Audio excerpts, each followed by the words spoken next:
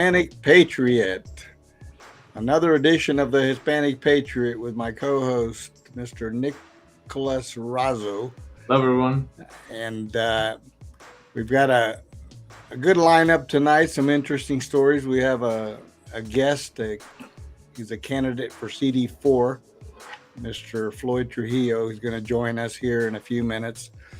And we'll be talking to him about the status of that race and talk a little bit about what happened in the special election nomination. We've got state assembly coming up this Saturday, which should be a really good event. I think everything's in line for it to be a smooth event. And breaking news last night, I was selected by the Trump campaign to be on the Colorado delegation to the RNC this summer. Wonderful. So I'm very happy about that and looking forward to a great convention. Should be a lot of fun. Not Nick, but Ray Garcia is also going to be attending. So I talked to him. We're going to be talking more about the details on Saturday. So we'll talk more about that convention coming up in the upcoming weeks. But we're in the midst of a lot of breaking news. Nick, I wanted you to kind of fill us in on something you just mentioned to me about an attack in Israel. If you would just kind of give us some information about that. Well, absolutely. Basically, as many of us know, there is a lot of different political activists and humanitarian activists in Denver. Huge recruiting ground, left, right, and middle. So, having friends everywhere, we unfortunately learned of some bad news that one of our friends, somebody that we knew, Damien Sobel, has passed away. He was working for World Central Kitchen. I hope I'm getting that right for him. And unfortunately, Israel launched in an airstrike that many believed was certainly a grievous mistake. Should have never happened. And unfortunately, several humanitarian workers were killed. So we remember our friend today. He was Polish and very much a defender of liberty and such like this. Had a lot of faith in the causes he worked for, and just wanted to give him a little shout out. But it's very dangerous, whatever you're doing. If you're trying to do a Christian thing and feed hungry people in dangerous zones, still be careful and know definitely that every danger is worth facing if it's for your fellow man. So was he a contractor? No, he was a volunteer. So I Volunteer. believe that they're an NGO though, so they're able to have employees. So he Okay. was an employee of them. But yeah, just there's the young people that face this every day. So honor Was this in Israel or in Gaza? in Gaza. Yeah, well, I mean, it's Okay. that's between the two. Because anywhere now the Israeli military occupies part of Gaza. So if you're in one space, you're definitely in another. And these people, very selfless. Anybody who's hungry, they feed them. And that's what we got to remember is that the little guys in the middle, those are the guys who always get hurt the most. Mostly trying to do good things. We just try to. I'm just saying, we just probably pray for peace as best you can because Always. civilians are always getting hurt. Was this an Israeli strike? Yes, unfortunately, an Israeli airstrike, unfortunately, and it's leading to a lot of concerns about what Israel's exit strategy is. I think they're sort of in a position like we were in Iraq, where once you're in the middle and hugging these terrorists by the belt, what can you do? Kind of situation. Um, it's very difficult, and we just pray for Well, everybody who's caught in the middle. well, it's unfortunate, but as we know in war, there's always collateral damage, Unfortunately, yeah. and innocent people end up being hurt or killed, and that's just one of the horrors of war. Yeah, it was just interesting that we knew that. I didn't know that I would ever know somebody that passed away like that. But it reminds me, being Polish, I looked up my records, and we've had family that died in 1944, 41.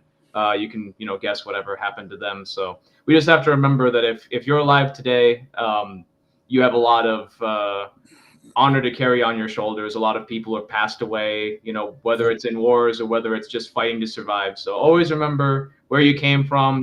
Like the Bible says, honor thy mother and father, and always Well, honor where you come from.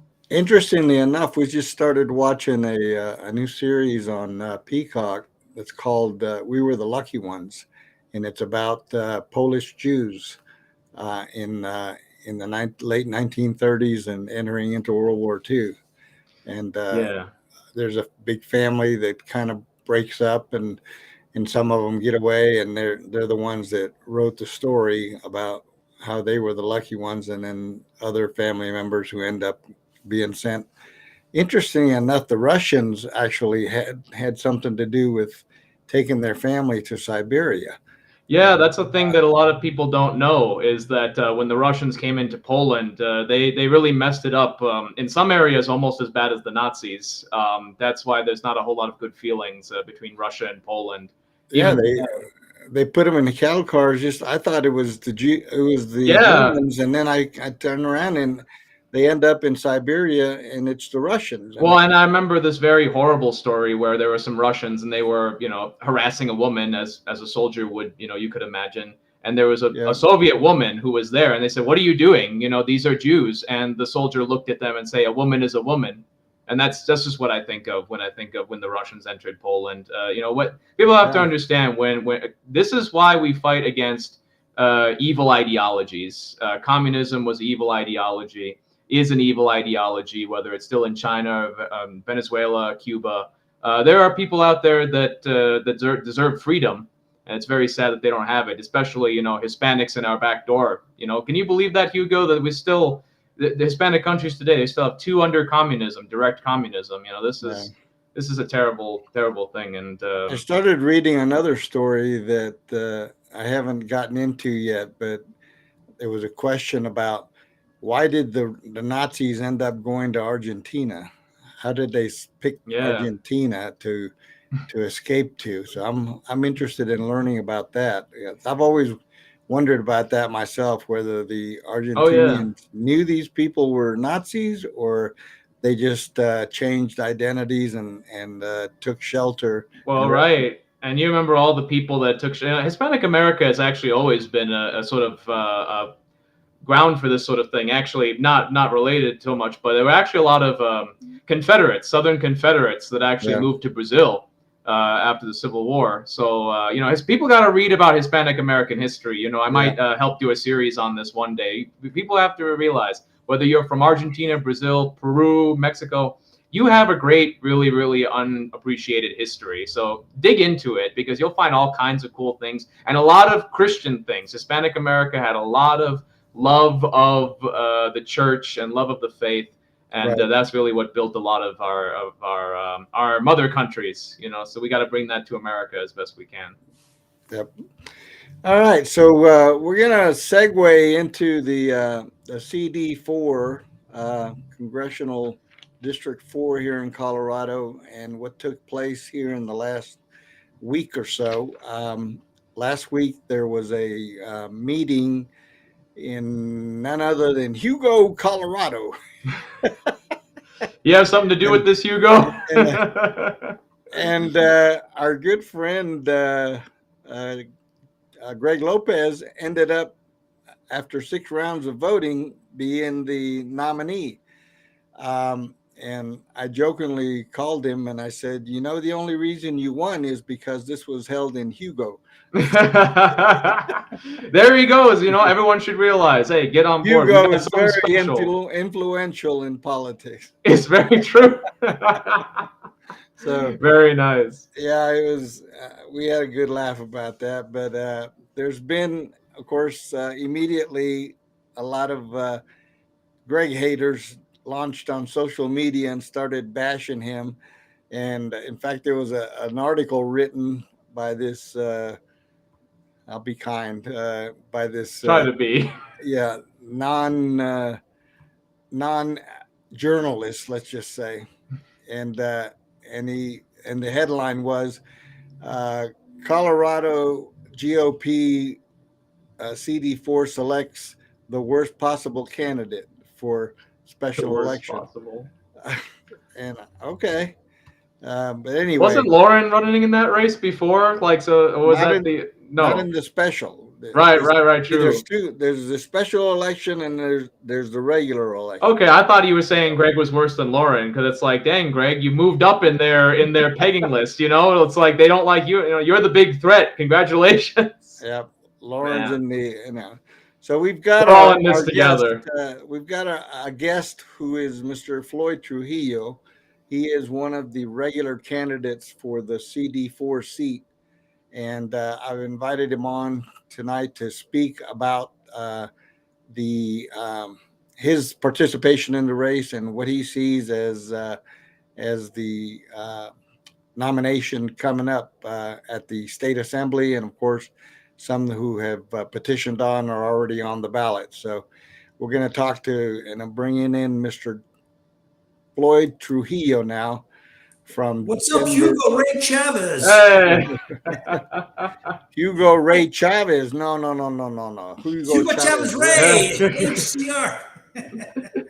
Yes, sir. I've known you too long. Welcome to the show, Floyd. Thank you, Hugo. We were just talking about a tragedy in Israel today, and Nick lost a good friend there today. On that, sorry about that. Well, I do have to say, more of an acquaintance. He was friends with a lot of my good friends. I wish I could have said to know him personally, but hey, you know, we'll all meet up on the other side. Was that in Israel, you said? Yeah. In Gaza, where it's happening, because the Israeli army has pushed all of the Hamas out of Israel proper for right now. So you know, difficult war situations. No, humanitarian worker. He was delivering food. Oh, okay. It's worse. Yeah. Sorry about that. It's collateral damage, you know. It's sad, but it's collateral damage, and it's going to happen. It is. Hopefully, happen a lot less. Hopefully, with every lesson. We but pray you know, that's that all it we can do. happens less, but nevertheless, that's kind of one of the bad sides of war. It's war. We're going to keep going, though. We're going to keep living for everybody who couldn't live. That's what we have to. So Floyd, welcome. Floyd is a candidate for Congressional District 4 here in Colorado. Entered the race about a month ago. Is that right? A little over a month ago. Yeah, early, about mid-February. So yeah, a little over a month ago. All right. So Floyd's a longtime friend and activist in the party. You know, we've had our battles that we've fought together against the powers that be, and like-minded politically with especially with the Hispanic issue. And he's also a Marine. I never say former Marine because I get corrected on that all the time. So thank you for your service. And I wanted to bring you on and have you talk a little bit, first of all, about your thoughts about the special election nomination last week, where our friend Greg Lopez ended up being the nominee. And if you could give us a little bit of your thoughts on that. Yeah, great news with Greg get on the election. A couple of things is, first of all, of course, it helped everybody else because by him being the nominee, it kept everybody else in the race. In other words, if one of the other political insiders got it, well, race might be over by then. So that's where it helped. But also, I think that with Greg getting on board, you know, the one thing I've been pushing here for a while is that the lack of participation, or I should say, the lack of outreach by the Republican Party in reaching the Hispanic population. Right. And that's one thing that I stressed hard when I was talking to the folks over there in Hugo, is that for whatever reason, this party fails to bring this massive voter base to the party. We're 1 in 4 in the state. I tell people, these are U.S. citizens, not illegal immigrants, you know, that we believe in faith, family, and the pursuit of the American dream. But they don't talk to us. And as I pointed out, I didn't realize this until about 2 weeks ago. I got some numbers down, and in the state house, Democrat state house, 24% of the members are Hispanic. In the state Senate, 17% are Hispanic. And the U.S. House of Representatives, 20% are Hispanic in the Democrat Party. In the Republicans, we have zero, nada. There's not a single Hispanic in the Republican Party in Colorado. So, and I tell people, it's not a race thing, okay? It's not a color thing. It's a numbers game. You know, if you can't bring these people on board, you're not going to win any races. Period. You know, well, I always get the pushback with the identity politics label. Yep. And, you know, that's their fallback label that they use to argue against trying to make any kind of effort to bring in Hispanics to the Republican Party, which is, in my opinion, their natural home. Yeah. But yet, you know, we got this big old party that and all the hierarchy that just doesn't get it, or maybe they don't want to get it. I don't know. You know, But either way, it's still, you know, not a good thing. it's But I frustrating, think you know. regarding Greg, I wanted to mention that was one of the first things that came to my mind when he won the nomination. I said that's a good exposure for the Hispanic voters in this state, that they can see a guy like Greg, which I have no reason to believe he's not going to win the special election in that district. So that means that he's going to be at the forefront and the face of the Republican Party in that sense. And so I think that could be a very good thing and a silver lining in a sense that it'll help us to attract more Hispanic voters. I agree completely. Absolutely. The only fear I have is the Democrat machine. They're just vicious, you know, and we got to stand by Greg all the way through to get him elected there. That's what we have to do. Yep. But, you know, talk about the Hispanic vote. It's kind of like being in school and the teacher asks a question. You have your hand raised, you know, and they ignore you. And we've been ignored, Hugo, for too long. We've been together in this thing for over 10 years. And I'm fearful for the party and the state because they don't reach out to us. I don't know why. We've been there. You know, you tell me why. What is it? Is it our good looks? Does that scare them or what? What is That's it? You know, definitely part of it. That's definitely part of it. I don't know what it is. You know, so you know, I've been called every name in the book. You know, but I'm thick-skinned and it rolls off my back like water off a duck's back. And, right. And I'm a fighter, and they all know it. So they don't like to engage me on social media because they know they're going to get right back in their face. And I try to be as, you know, diplomatic as I can. Sometimes if they get if they get no, it's true. He is. That's how me and Hugo actually got together on this. With social, Look, if they get personal, you know, I have to really fight hard. I've tried to do.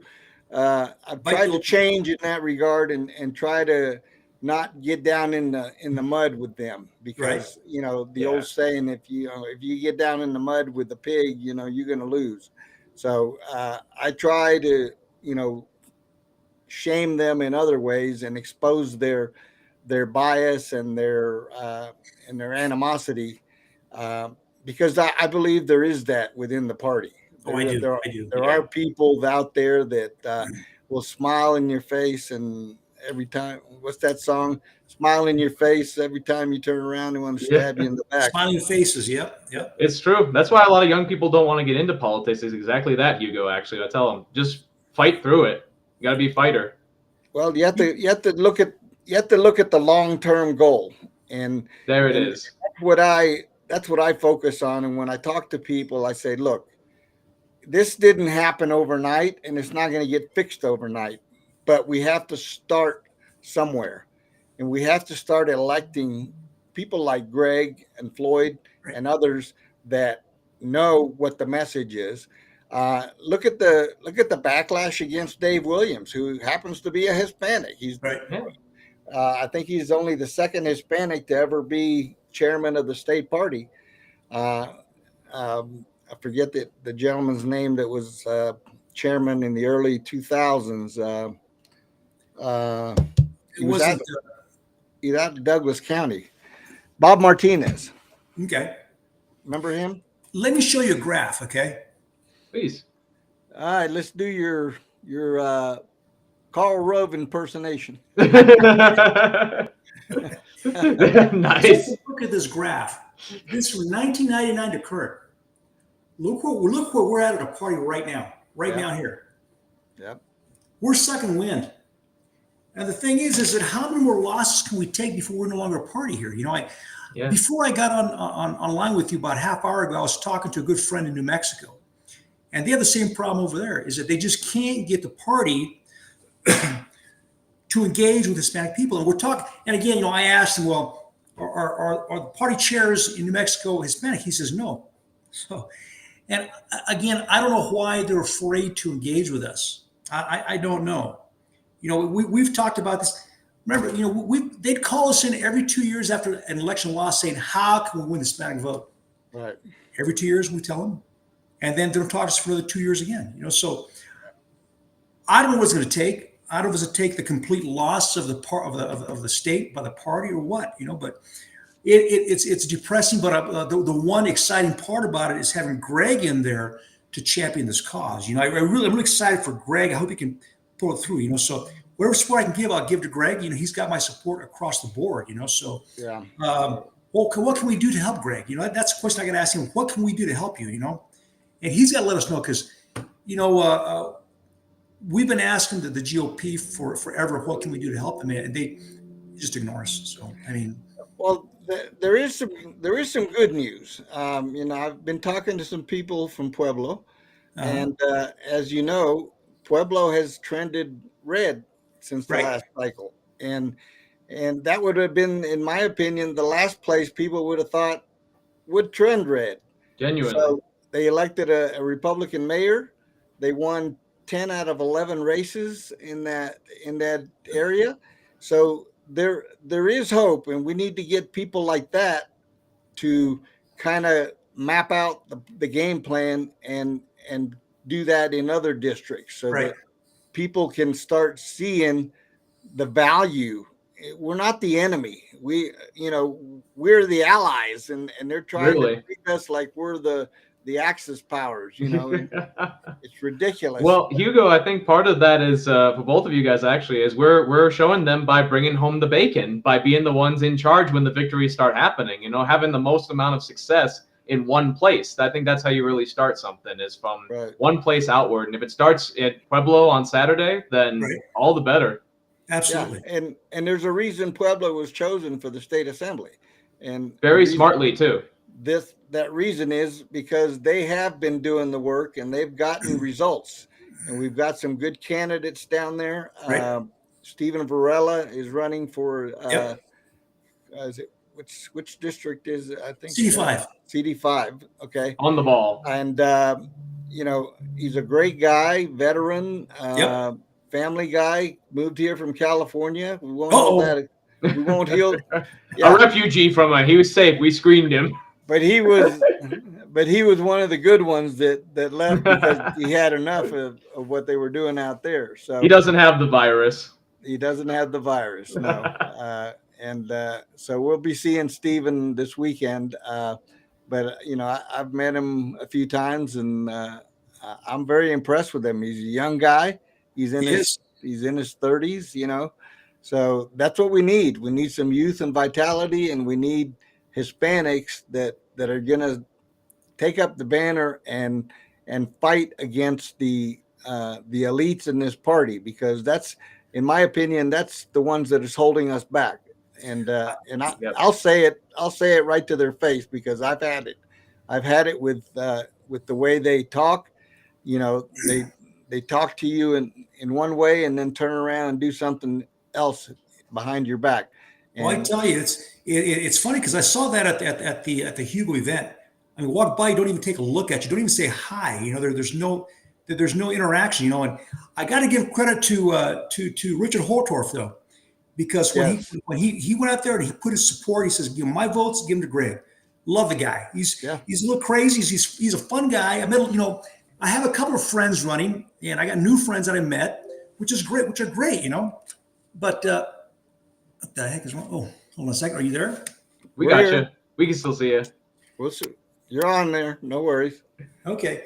Anyway, so like I said, I'm excited that was a great move by Richard to do that. Yeah. You know, God bless him. You know, I think that helped put him over the top. And then, I think, I'm still trying to figure out why Ted tried to derail him.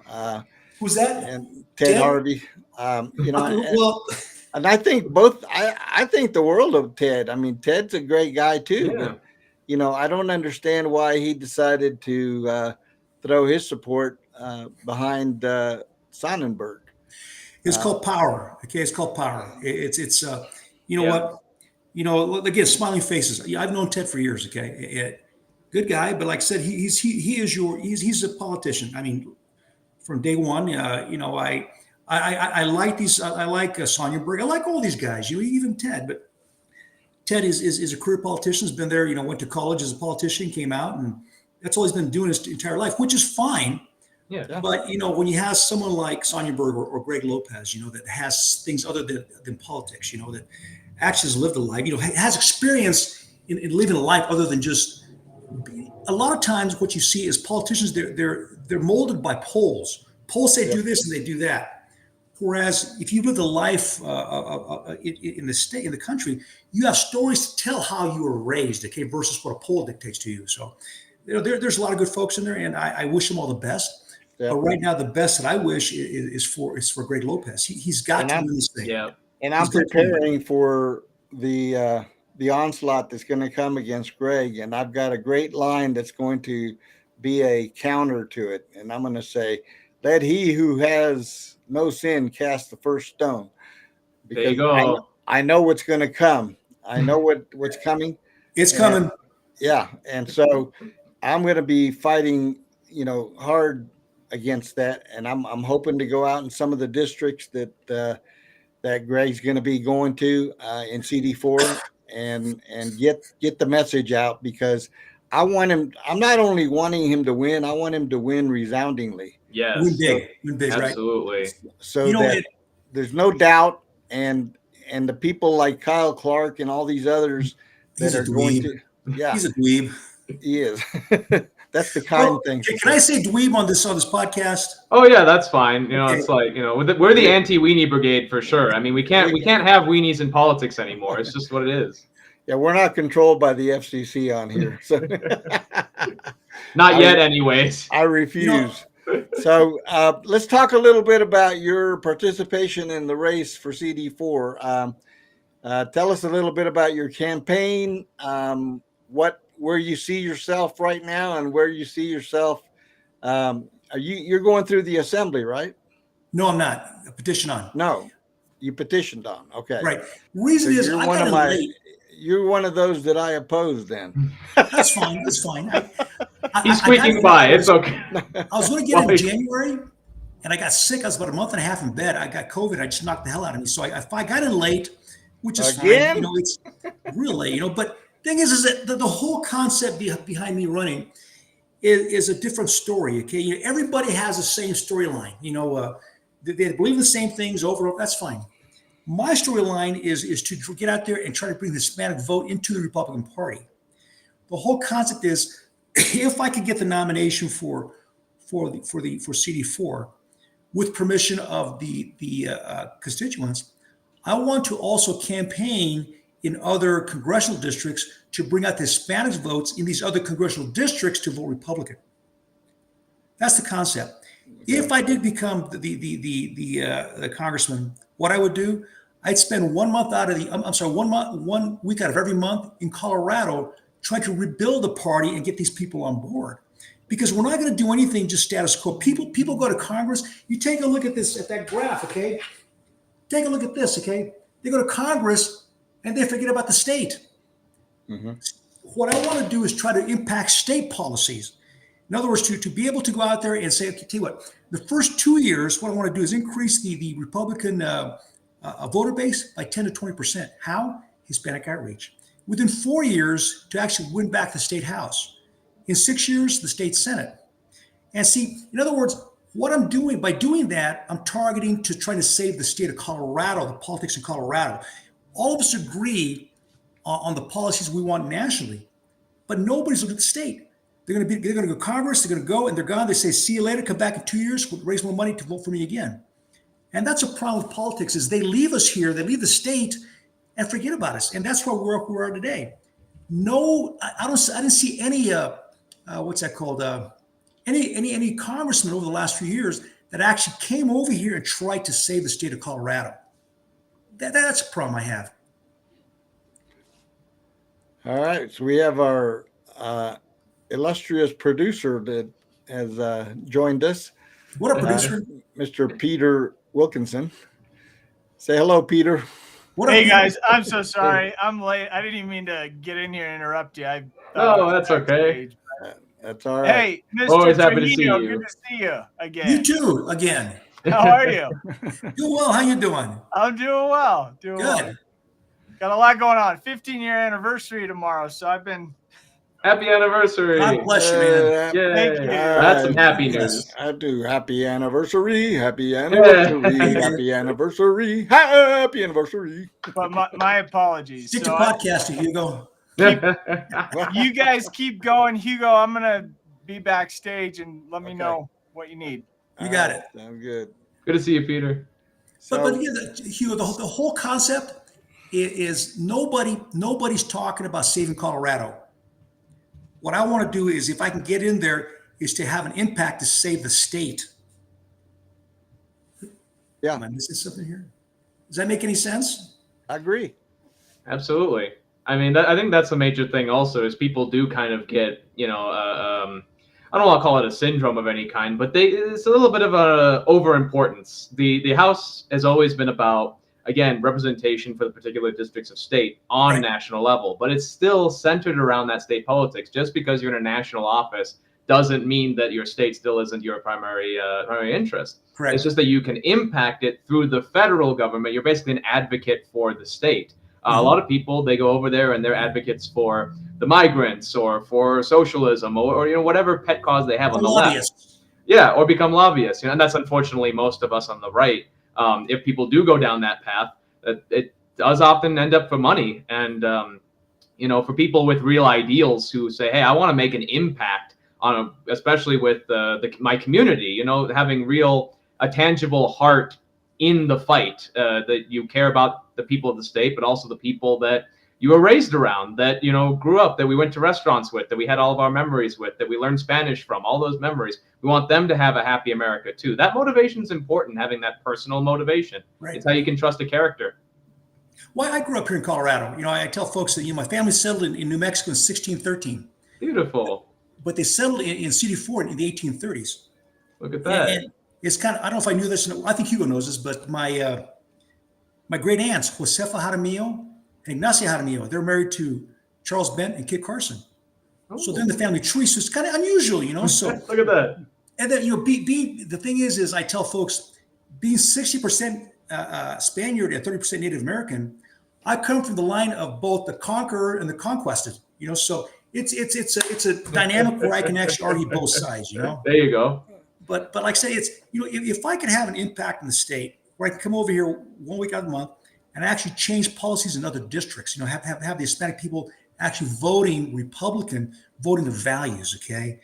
And like I said, I talked to folks, I talked to a gentleman running for House seat here back in December. He's a Hispanic kid running for House seat up north. And he says, Floyd, I talk to these Hispanic families, and the problem I have is when I talk to them, they say, well, I can't vote for Republican because they're racist. He said, how do you change that?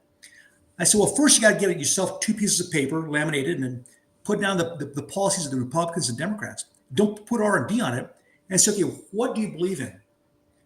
Most of the time, almost 10 times out of 10, they're going to go to the values of the Republican Party. They'll say, well, that's Republican. But then you say, now what if I grab this card, it says racist on it, and throw it on top of those values? They'll say, well, I believe those values, but, I can't vote for racists, so I have to vote for these guys over here. And that's what the Democrats do. As I said before, exactly. Racism, hate, and fear, that's all the Democrats are, period. And that's why I've had this in my mind now for 2-3 years. I've worked on this topic. And my pushback on that would be that we need a campaign that addresses that with Hispanic voters. And if I believe that if Hispanics voted their values, there's no doubt in my mind which one they're going to select. Game over. So, Yeah. so I have a domain that I own, and I'm in the process of trying to get it funded so that we can build a website and social media around it. And it's called VoteLatinoValues.com. I remember that. And I have it. I own it. A couple people have tried to buy it from me, but they haven't come up with the right number. It's got to have like 6 zeros behind it. But at any rate, I've spoken to some folks. I met with another gentleman the other day who sounds interested in funding this cause, and it basically would be a nonpartisan cause. So, Right. meaning the project won't have an R or a D on it, but it'll say VoteLatinoValues.com.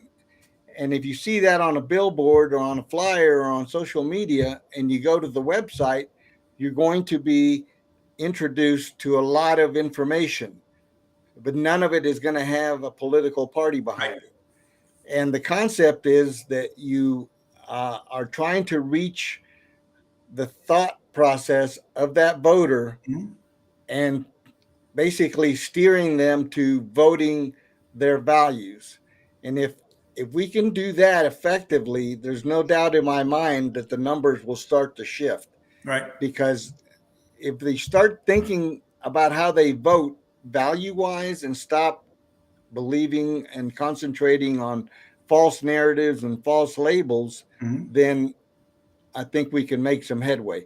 And, whenever I've met with Hispanic leaders in the community and we talk, and they realize that I'm Republican, and I ask them kind of the same question you're talking about. And they one of the things they say that really strikes me always is, we don't feel welcome in the Republican Party.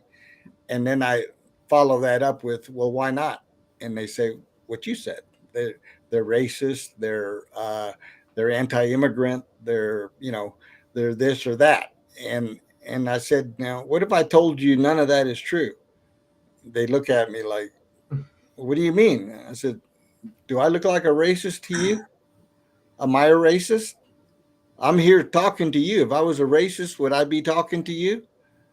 And you don't have to be white to be a racist. You can be black, white, purple. Spend a few weeks in the ghetto, you'll have all kinds of racism on your hands. Like, it's not, people have to understand, like, when people are in close proximity to each other, that's way more common. These white liberals often, they're not racist, but they're very racially ignorant. I'm sure that I actually, if I may share one quick story, I had a Democrat, he didn't know I was a Republican, and I was working for a Republican judge, and he was this big Democrat guy in the party, whatever have you. And he openly said to me, it was, well, I'm not saying we need more Mexicans to do the jobs that we don't want to do, but Mexicans do the jobs we don't want to do. You know what I'm saying? I had never been more offended in my life talking to Democrats. I had one say, oh, well, you only support Trump because you look like you could pass for being white. Again, not realizing, like you said, that we have ancestry from both sides. So you could end up red, black, blue, it doesn't matter. Like, there are blonde-haired, blue-eyed Germans going, oh, no, buenos dias, ¿cómo está? Like, that's not part of our culture to divide like that. And I think that's one reason the Democrats don't like us, is we eliminate their game plan. We eliminate that division just by our very existence. Yeah, I was at a event. They're talking about immigration, and it was, two sides, Republican, Democrat. And Democrats said, well, we need Hispanics here. We need immigrants here to do jobs Americans won't do, like pick vegetables and do janitor work. I said, excuse me. I said, I'm 13 generations here. I said, I've picked vegetables and I've done janitorial work. I said, people work, they're hungry. The problem is you feed them, they don't want to work. So that's why we have the immigrants here, But going back to I have a friend that came in from Mexico, went through the whole system. He became legal, him and his wife, they got 3 kids, a great family. So back when Trump was in power as president, they're in line at the grocery store. They're talking to each other in Spanish. And in front of them was a little white lady, and they're talking. And the little lady turned to him and she said, I voted for Trump. They both said, so do we. And see, the narrative is because the Democrats put it out there, they make you believe then anybody who is brown Yep. is illegal and Democrat or a Democrat. And that's a problem we got to try to break. The And it's the nonsense. same. Well, it's the Push same up. thing in the African American Black community, because you see the trend right now is the younger Black voters have had it with the Democrats, Right. and that's what's driving the Democrats crazy right now, because they're losing, Black voters, Black young voters. I'm talking 20 to 40, maybe under 50. I saw the numbers, and they said that the 25 to 50-year-old Black men in particular were flocking to Trump, and the older generation, 50 to 65, were kind of in the middle, and then the older generation, they're solid Democrats, because they've been indoctrinated, they've been brainwashed, and they think that Republicans would try to pull a fast one on them. Right. And so, but they're, they're going out. They're on their way out. I just turned 75. I'm not. Damn, Not that you would know, to be honest. I don't feel it. Okay. But at the same time, you have to realize the demographics and where you have to make your efforts in order to change this party. I firmly believe this state is a red state. Yeah. I don't care what the numbers say. I don't care what the elections say. This is a red state. It's the name of the state. Okay? The thing is right. that there's been some anomalies, let's say, in elections. We had Mr. Jay Valentine that was on the show a few months ago that did the fractal analysis of Colorado, and he showed us where, like, in 37 some odd counties, there were more votes cast than voters on the rolls. There were dead people on the rolls. Right. There were people who had moved away on the rolls. And he said to him, that's the number one problem, is voter rolls are not maintained properly. Mm-hmm. Because you take a family that moves in, let's say somewhere down my neighborhood here in Denver, and they move into this house, and come election time, guess what? They're getting ballots from the people who used to live right. there. Okay. And so if that voter is unscrupulous, let's say, they take advantage, and they'll vote 2, 3, or 4 ballots. And then, that skews the numbers. But, you don't have a system by where, when a person dies, the records from the coroner and the other government agencies correlate that with the voter rolls and automatically remove them from the voter rolls. That should be a common sense no-brainer. Absolutely. Yeah, but you know what? The problem is Democrats are smarter than Republicans, okay? We got to get out the Republican Party and find a way to stop this garbage. Let's just say they're better. They're better at cheating than Republicans. They don't. We got to get better at that, though. I don't think they're smarter. Well, here's an example. Okay, here's an example. Biden opened the borders up over 3 years ago, right? Right. Uh-huh. Immediately. Why did it take 3 years for the Republican Party to start bitching about it?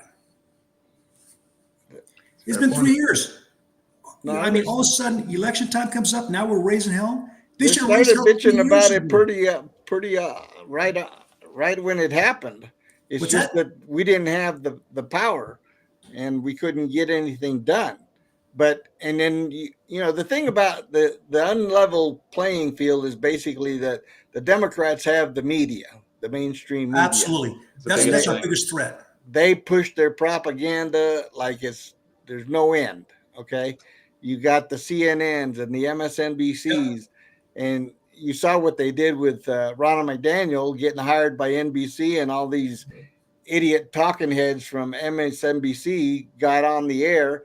And I'm thinking to myself, where's the hierarchy of NBC? I would have fired every one of them. Absolutely. Well, and it's not just the liberal media either. Even our own media isn't always, on our side. You see Fox News is, not willing to say certain things if it hurts their bottom line too. Mm-hmm. We've got to get away from this love of money. Point, that's true. But I got my friend at Entrevisión, who who operates Univision here in Colorado. It's a statewide channel for the Hispanic audience, Mm-hmm. and he and I have been after the Republican Party to put some funds into that messaging Right. through a medium like that. You've got a guy who is willing to put our side of the message on the air throughout the state so that the viewers of those channels are not seeing a one-sided message. Mhm. He understands that that's all they've been seeing forever, and you can see the newscasts and how these some of these anchors are totally biased in the way they report a story. You know, they'll just twist it to make it sound like, you know, the right is just evil, Right. and instead of just giving the facts and let the viewer decide what they think about it. So, you know, we're far beyond journalism. There's no journalism in the news anymore. It's all about opinions and propaganda, and whatever fits their narrative is what they're going to promote and push. And you have management that's too cowardly to say, no, we're going to be even. And where's the FCC in all of this?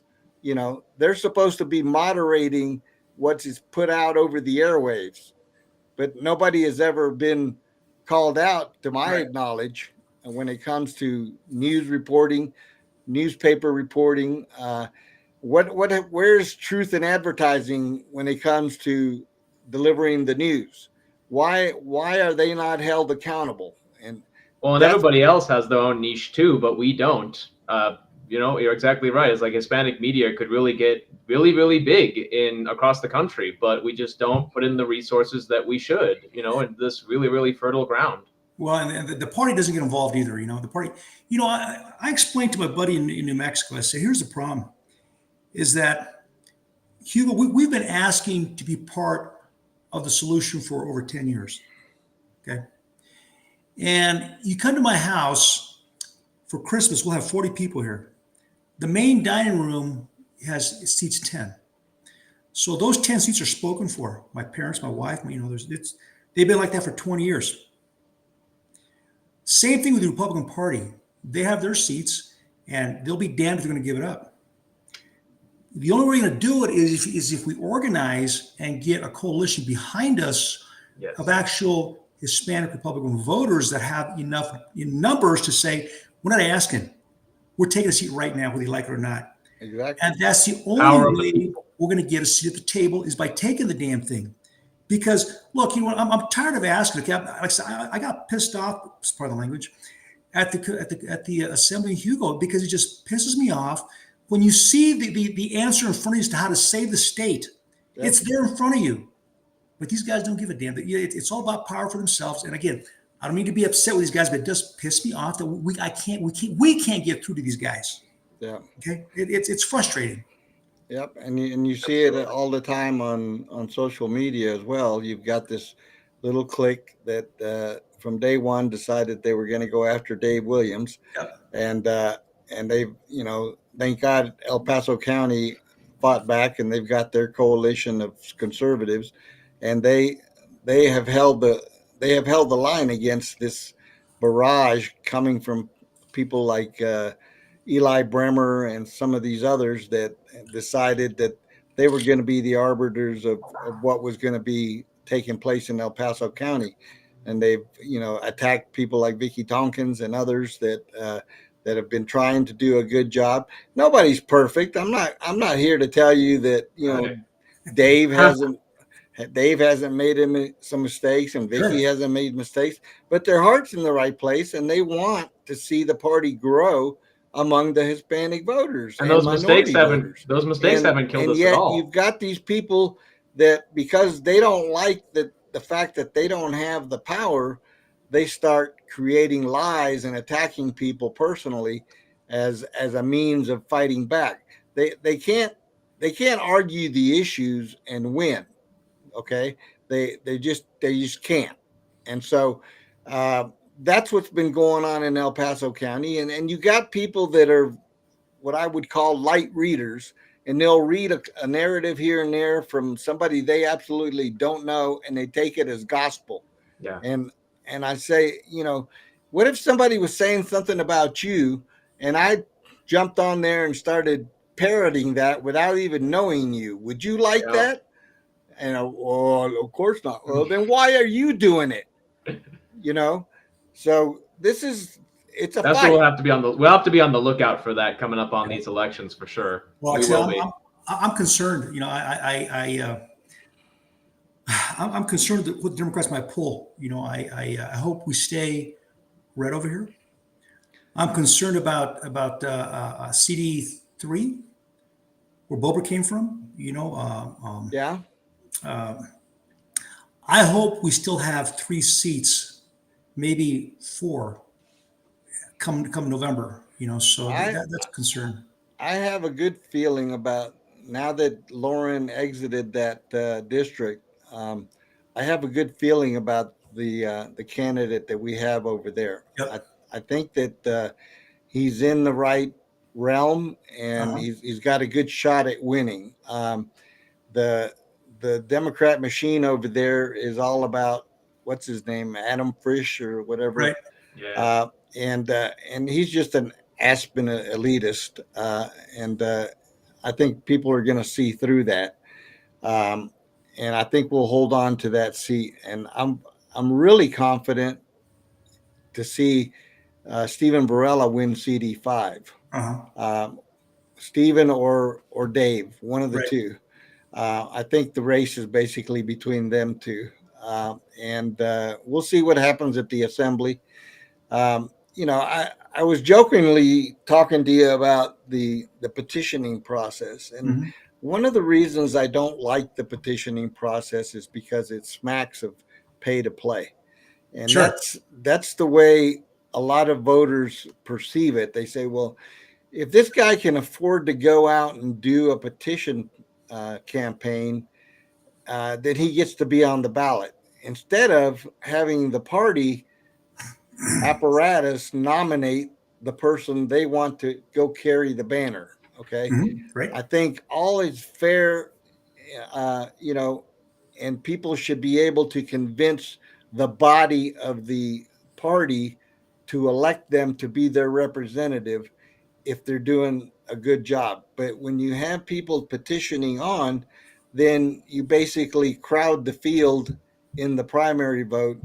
And much like the third party thing going on with the presidential thing, now that RFK has chosen his illustrious running mate, that alone, I think, is going to derail the Democrats, and that's why they're attacking him so viciously. Now, let me give you the other side. Okay. Okay. The other side is this: is that, as an example, Ted Harvey is only going through the convention. Okay. Right. And Ted Harvey has been a insider politician for over 25 years here in Douglas County. Right. He knows how to play the game. He's been out there already getting his people behind him for 20 years. Okay, so there's a lot of insider trading going on over there, so that nobody could have a chance going through the assembly because those seats, those votes are already bought and paid for, not in money, but in over time, over the years that they've known this guy. Okay, so from that standpoint, going through the assembly would be suicide if you go against Ted Harvey, because he's got those votes locked up. Period. Okay, we saw it. I saw it over at the Hugo election, where all this horse trading going back and forth, back and forth. Ultimately, though, Gray came out ahead, and it was great. Again, to me, the most honorable thing that was done out there was when Holter gave his votes to Craig. Okay, so that helped a lot. But when you're sitting there over a few hours and you see all the horse trading going on, these are political insiders that are determining who's going to be the nominee. As someone pointed out, you had 100. Well, actually, there were 98 votes casted out there from the VEX committee. You had 98 people dictate to 800,000 people who the nominee was going to be. Now, I would say that's a big. You take a look at that. How fair is that? I'd rather have the 800,000 people say, I want to know I want to dictate who the nominee is, not the political insiders that have been playing this game for 20 or 30 years. You're talking about folks in order to play the game. We talk about I don't know, these folks like what's the name, Biden, everybody else, they've been there for 30, 40 years. No difference when you look at the politics in Douglas County, same thing. Yeah, but here's the counter to that idea too, and that is that the people who complain the most are the ones who do the least. And that, to me, everybody has the opportunity to play in the party game, and people can participate in the process. Look at the lousy attendance we have at caucus. I saw it. And you look at the party apparatus, and there's a method by which we select our candidates, but the very people who cry the loudest are the ones that don't do anything, won't go to a caucus, won't campaign for a candidate, won't volunteer to make phone calls, right. Won't donate a dime, They're cheap. And that's, well, they're disinterested. So to me, you can say, well, the apparatus of the party is going to select the nominee, but where were all these other people that could have been part of that process? Again, there's only so many seats at the table. Okay? That's true, but but they're not fighting for them. But the point is, they're not fighting for those seats. What's that? They're not fighting for those seats, is what I'm saying. There's I think 1,000 people trying to be part of that process. I think we can both agree, though, is that for both of these systems, neither one really does the job that it's supposed to, which is to keep the doors open for people who actually want to be good, honest Republican candidates. And it doesn't necessarily shut the door to people who just want to pay to play or to people who want to stack the cards. The fact that this is the way that we have to do things, it is really inefficient. It is really difficult. And I think part of our culture that we need to contribute, guys, that our country is very heavily influenced by Greek philosophy and the Roman Empire, right? Or the Roman Republic, rather, our founding fathers being they're very intelligent men. We come from that tradition, Roman tradition, Spanish tradition. That's where this comes from.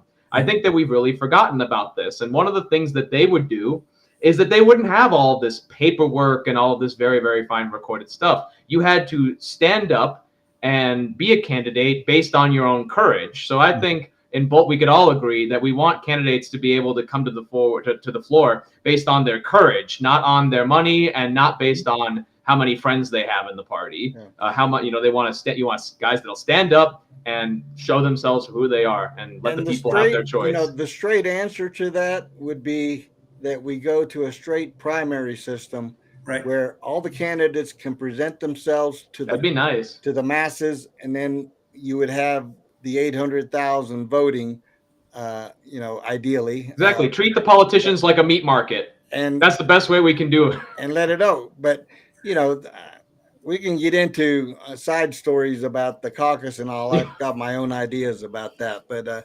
But yeah, I mean, that's just kind of the perception that you see. And I think that contributes to the animosity of non-politically minded people who think that the whole thing is rigged. And like you said, some people have advantages over others. And you could eliminate all of that by just going to a straight primary system. And nice and simple. And limit it. Okay, limit it to X number of candidates. The first 10, whatever, the first 15 that enter in, and then campaign and have the body vote or the whole party vote and select those. Well, you see, Hugo, this is the problem, though, is we have these fresh ideas that could help the state, the country, and the party, but we're being shut out of that conversation because people just want to do things the way they're used to do it. Yeah. That's not really our culture. We like to mix it up, and we like to try to get fresh blood into things. What's wrong with that? That's what we're gonna ask. Here's a recommendation. Let's have a cage match. There we go. The octagon. Yeah. I think you and Ray would definitely win a lot of those fights then, being Marines. We would have a lot of veteran politicians if we did it that way. All right, we're up against the clock, guys. So, True. Want to give you an opportunity to give us one final message, Floyd, to the voters, the one that you want to reach out there, and just get out there and vote. Get to know your candidates. Okay, get to know if what they're telling you is true or not. Okay, I know candidates that say that, you know what, I'm best at this because I was nominated by so and so. I give an example. President Trump nominated a person. I won't say this person's name. I mean, not, but actually threw support behind a candidate. Okay, which is fine. I expected that. That's what politicians do. They do favors for each other. But if I had a chance to ask President Trump one thing, so President Trump, who can get more voters to come and vote for you, President Trump? The person you nominated, or your 2016 co-chair for Hispanic Outreach, myself, that actually got you within 4.5 points of winning the election? You know, I nominate who, you know, go ahead and throw support whoever you want. But the thing is that I can bring more votes to the table than the other folks can. That's honest truth. Nobody can bring the Hispanic votes to the table other than Greg Lopez. Okay, but Greg's not in the race. I hope he wins this thing. I'm 100% of the way. But what I can bring to the table are more votes. Period. That's it. You know. So. okay. Yeah, I hope you're prepared for your speech Saturday. Then, are you going to be at the assembly? I'm not. Oh, you're not. No. Okay. Because I can't be. Okay. Because I'm going through the petition. Because you need to get at least 10% vote to, you know, to go through the whole process of the signature. All of a sudden, you lose it out. I can't. Yeah. Well, my message is. We'll have to get a beer afterwards or something. Listen. You gonna be there? Yes, we'll be there. Okay. I should come by just for a beer. You know. Yeah, might as well. It's at the track. That's a long drive for a beer. We're both That's delegates. true. Yes. We have to be there. It's the company that counts, right? There it is. There it goes. All right. Nicholas, Well, Hugo, as usual, Hugo, I love you, man. You take care of yourself. All right. Thanks for coming on, and We'll take good care of it. we'll be in touch and see you down the line. Good luck on the campaign trail. You be Very safe, much. my friend. Thank Nicholas, you. take care. Nice Take to meet care. you, Floyd. You too. Adios. Adios. Very nice. All right. Well, we're out of time. We don't get. I want to close out with this funny story though. Yeah. Something light, and that is, I don't know if you heard, but there is a movement by House Republicans that have a bid to rename DC International Airport after Donald Trump, and liberal heads exploded everywhere. They'll have to fly into Donald Trump International Airport to go Can to you work. imagine all these lids? Can you imagine all these lids flying into Donald Trump International Airport? Oh my God! Forever. It's perfect. You know what I mean? It's just I'm all for it. I'll vote for that. absolutely. They wanted to name a fort in Poland Fort Trump. They wanted to name the airport. I said, name as many things after him as you can. I can't wait till we get the aircraft carrier Donald Trump, because that's coming. You know that, right? They name aircraft carriers after former presidents, so there is going to be one. So and schools, yeah, yep. schools, that'd be great. All How right, dare well, we? We've got the assembly coming up Saturday. We'll have plenty to talk about next week, and I think we're going to be looking at some very interesting races coming up. Oh yeah. Looking forward to Saturday there. We're all going to be there. So if anyone else is wanting to go, please do so. Get involved. Like Floyd, like all of us say, get involved. That's the biggest message we could have for you. That is get involved. Absolutely. Right. Thank you. Good night, everyone. Say a prayer for the folks in Israel that were unfortunate recipients of that collateral damage today. Yes. Rest in peace. Memory eternal. Thank you, folks. Love you very much.